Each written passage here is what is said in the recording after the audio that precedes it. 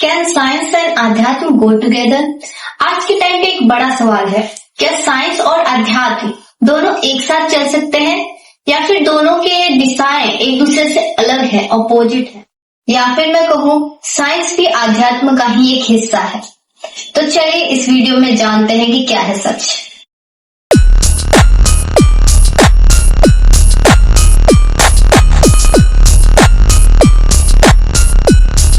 Science बाहर की दुनिया को समझने की कोशिश करता है और अध्यात्म अंदर की दुनिया को, पर दोनों का गोल क्या है? सत्य यानी ट्रूथ को समझना।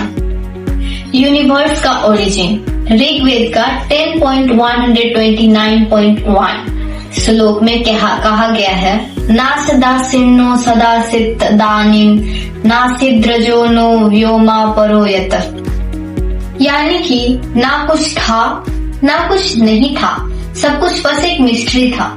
देखिए यहाँ ऋषि भी वही सवाल पूछ रहे हैं जो आज साइंस पूछ रहा है कि यूनिवर्स शुरू कैसे हुआ। एक ही रियलिटी ऋग्वेद 1.164.46 इसमें कहा गया है कि एकम सद्विप्रा बहुधा वदंती। सच एक है, लोग उसे अलग अलग तरीके से देखते हैं। साइंस भी आज थ्योरी ऑफ एवरीथिंग खोज रही है, यानी कि सब चीज बस एक ही लॉ से एक्सप्लेन हो। ये भी सिमिलैरिटी है। कॉन्शियसनेस छांदोग्य उपनिषद 6.8.7 में कहा गया है, तत्त्वमसि, इसका मतलब तुम ही वो हो। ये एक सिर्फ फिलॉसफी नहीं है, ये कह रहा है कि जो यूनिवर्स है और जो तुम हो दोनों अलग नहीं है। इनफाइनाइट कॉन्सेप्ट ईसा उपनिषद का ये मंत्र, ओम पूर्णमद पूर्णमिदं पूर्णात् पूर्णमुदच्यते पूर्णस्य पूर्णमादाय पूर्णमेवावशिष्यते। अर्थात इन्फिनिटी यानी परमात्मा में से हम इन्फिनिटी को निकालें तो फिर भी इन्फिनिटी यानी कि पूर्ण ही बचता है। ये कॉन्सेप्ट आज मैथमेटिक्स और फिजिक्स में इन्फिनिटी के फॉर्म में यूज होता है। इंडिस्ट्रक्टेबल रियलिटी भगवत गीता का 2.23 और 24 में कहा गया है, नैनम छिन्दन्ति शस्त्राणि नैनम दहति पावक न चैनम क्लेदन्त्यापो न शोषयति मारुता। यानी कि इसे कोई काट नहीं सकता, कोई जला नहीं सकता, वायु इसे सुखा नहीं सकता और पानी इसे गला नहीं सकता। ये बताता है कि असली फॉर्म कभी भी डिस्ट्रॉय नहीं होता, बस वो अपना फॉर्म चेंज कर लेता है। वो एक असली तत्व है। अगर तुम्हारी साइंस की भाषा में मैं बोलूं तो energy can neither be created nor be destroyed but it can be change from one form to another form. Cyclic universe Bhagavad Gita का ये 8.17वां श्लोक, इसमें कहा गया है, सहस्र युग पर्यंत महर्यद ब्रह्मणो विदु रात्रिम युग सहस्रांता ते अहोरात्र विदो जना। यानी कि ये बताता है कि ब्रह्मा का एक दिन हमारे स्केल के अनुसार से सहस्त्र युग यानी कि सहस्त्र थाउजेंड्स ऑफ युग के बराबर होता है। ये बताता है कि टाइम का स्केल कितना वास्ट है और इसे आज साइंस ने भी एक्सेप्ट कर लिया है।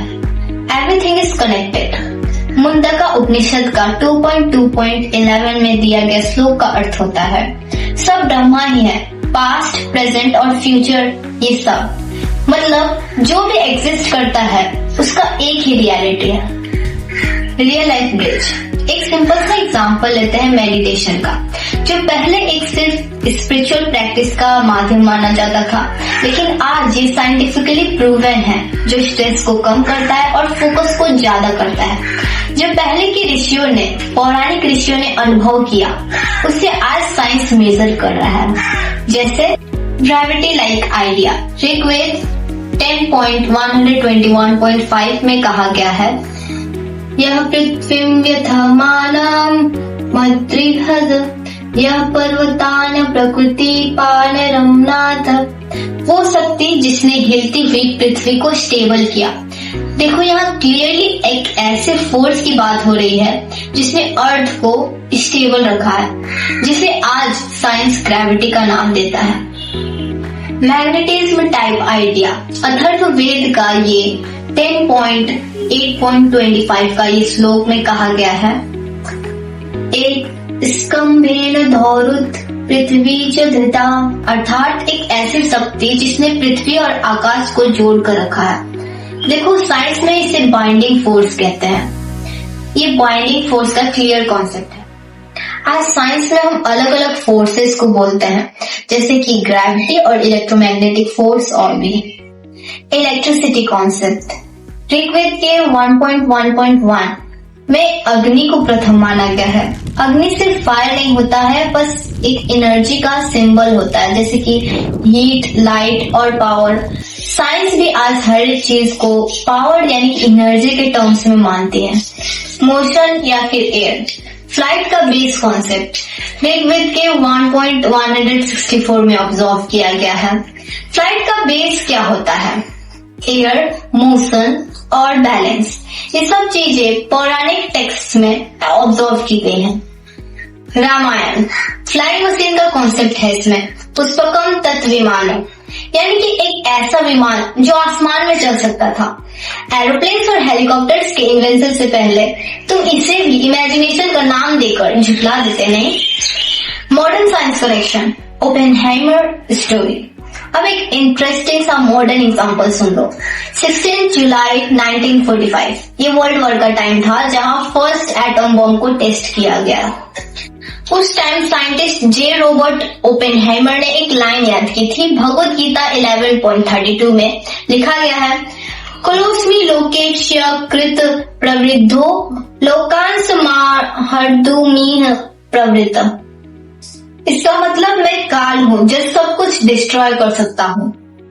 ओपेनहाइमर ने जब वो मैसिव डिस्ट्रक्शन और एक्सप्लोजन को देखा तो इसने वो श्लोक याद किया था। एंशिएंट टाइम्स में इस डिस्ट्रक्शन को ऑब्जर्व किया गया और इसे स्पिरिचुअल लैंग्वेज में लिखा गया, जिसने साइंस ने प्रूव कर दिया। मैथमेटिकल इक्वेशन के साथ एटम बम बनाकर इसे प्रूव कर दिया। फाइनल मैसेज, साइंस सच को बाहर ढूंढता है और अध्यात्म सच को अंदर ढूंढता है, पर सच तो एक ही है। तो साइंस अध्यात्म से अपोजिट नहीं है, बल्कि ये उसका ही एक हिस्सा है। तो सवाल ये नहीं है कि साइंस सही है या स्पिरिचुअलिटी। सवाल ये है क्या तुम साइंस और स्पिरिचुअलिटी दोनों को समझने के लिए तैयार हो या नहीं। ऐसे डीप कॉन्सेप्ट्स को जानने के लिए और इससे जुड़े रहने के लिए सब्सक्राइब कीजिए टॉक्स डिवाइन चैनल को और अगले नेक्स्ट टॉपिक के लिए वेट जरूर करना।